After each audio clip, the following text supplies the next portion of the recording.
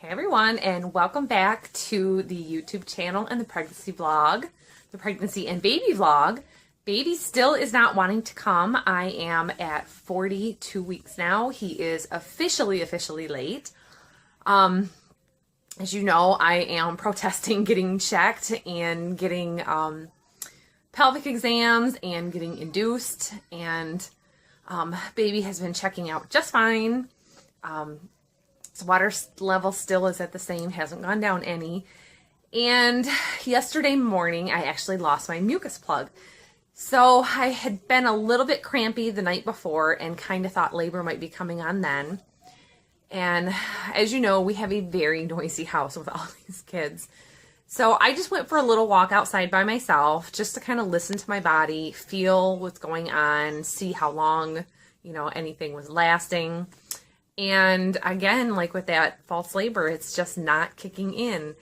So this morning I woke up really early and my neck was hurting. So I switched to the couch. And as a precautionary measure, because it's been 24 hours without the mucus plug, I figured I'd better sit on a towel just in case my water breaks. And my water has never broken outside of the hospital. It usually never breaks for me until I'm anywhere between 5 and 7 centimeters dilated. So the doctors in rotation, part of the reason I haven't wanted to go in and get induced, are not from my practice. My practice is part of the McLaren Health System, and there are 3 different offices with several doctors each. I purposely chose the office that I go to because it's all women. The local one to me is all women, and another one, the next town over, has 1 man in it, and I think 1 woman. So, of course, yesterday, it ends up being this man.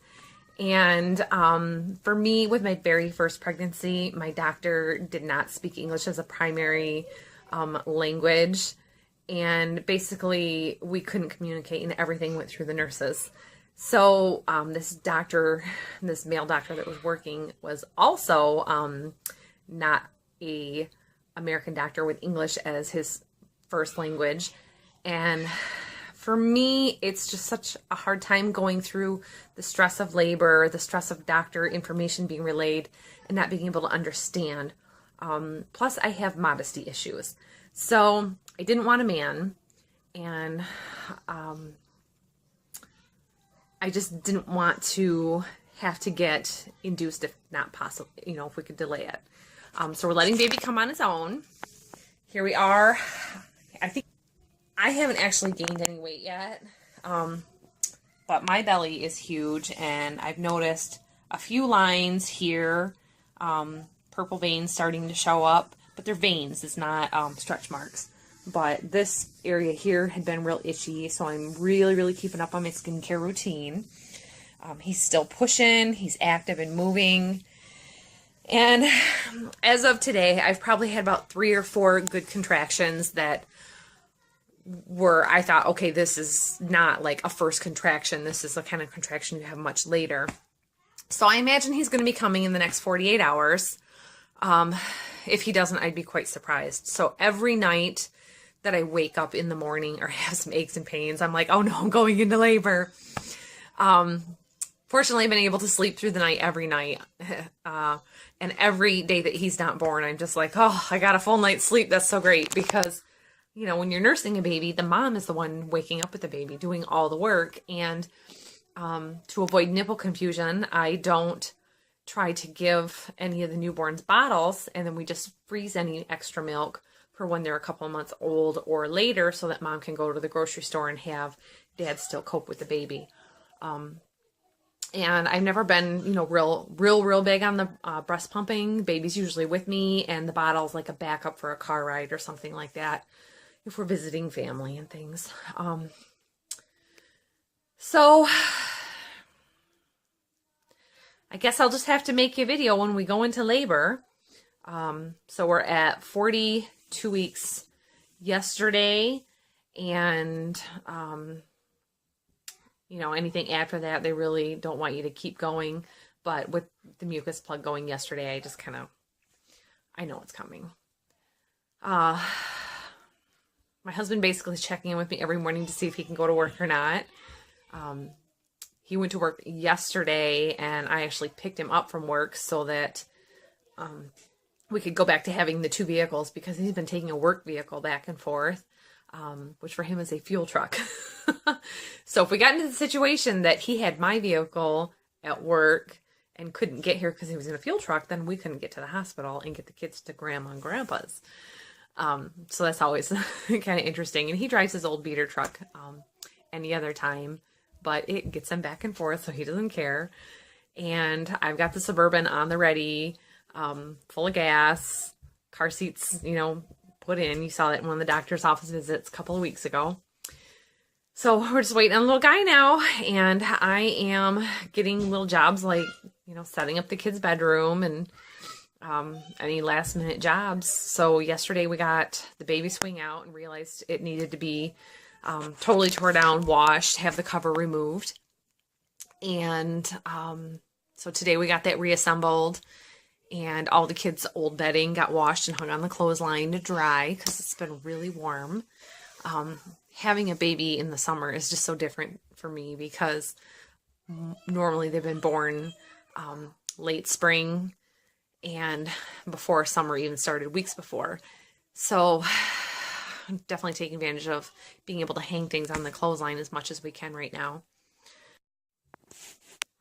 So right now we're just waiting on baby, and I will post a video for you as soon as we either go into labor or when we have him, but you'll get an announcement just the same. So we'll see you soon. Bye. So everyone, here is the baby swing, and I just wanted to show you what we were using because I hadn't added it before because it was not a new purchase. But this is the Graco baby swing, and I believe it was called a Power Plus. This baby swing does a dual function of running off of batteries, and right here is a battery door, or it can run off a power cord, and the power cord comes from up here into the motor, down into a tube, out, and then it just plugs right into the wall. And the nice thing about that is if you are going to be traveling a lot and won't have access to power, like if you're camping, which is great for families, you can take batteries with you instead of having to run a generator.